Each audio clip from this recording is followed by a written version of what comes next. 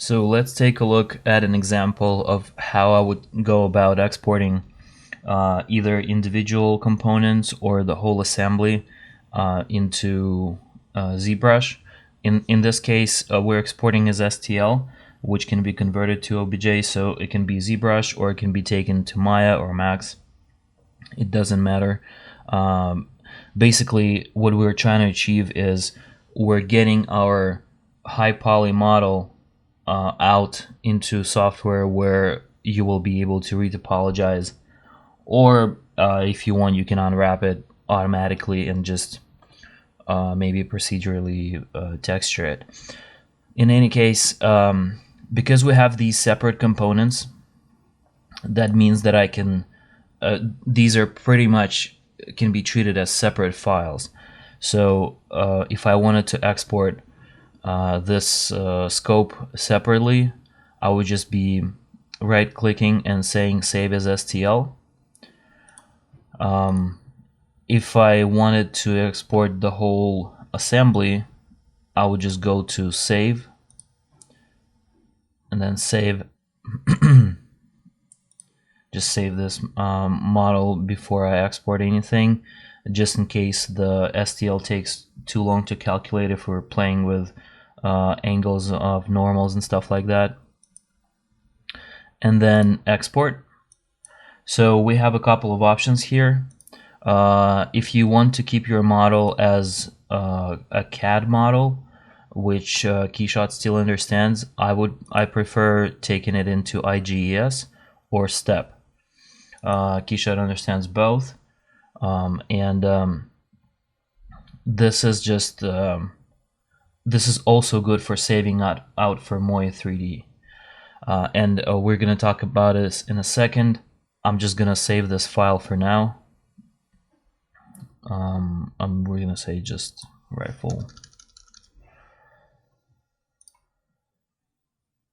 It says that T-splines must be converted. It's just keeping the T-splines from our sculpting session back when we modeled the body, so we can just ignore that and say okay. You're not always gonna see that. So that is exported, and we now have an exported CAD model of this, which we're gonna use in Moy. But we also can export directly. Just right click into the root of the browser and say save as STL, just like what we did with the components.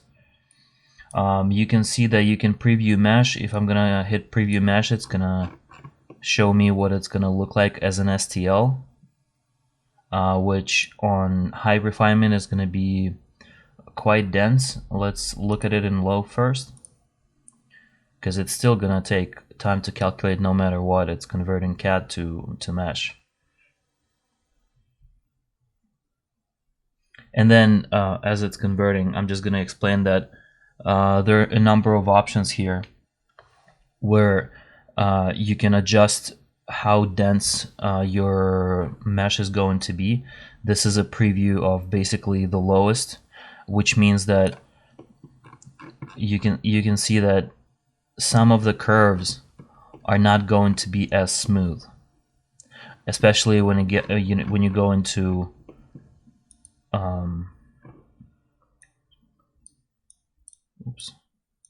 when you go into details.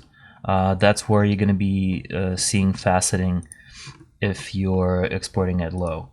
So I'm not going to hit preview mesh for this one, but you can also do high, which I usually recommend, and then you can play with surface deviation, normal deviation, and maximum length per edge and aspect ratio, so that you don't have the topology that's too stretched out, because that's going to create problems with normals.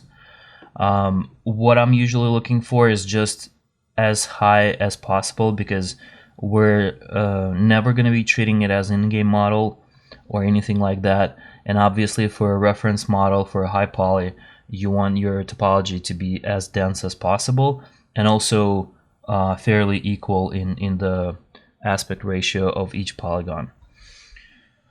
So we're just gonna save it on high. You can just play with aspect ratio and figure it out per model. Most of the time I leave it on high, I don't touch anything, and it's still okay. And we're gonna save this as rifle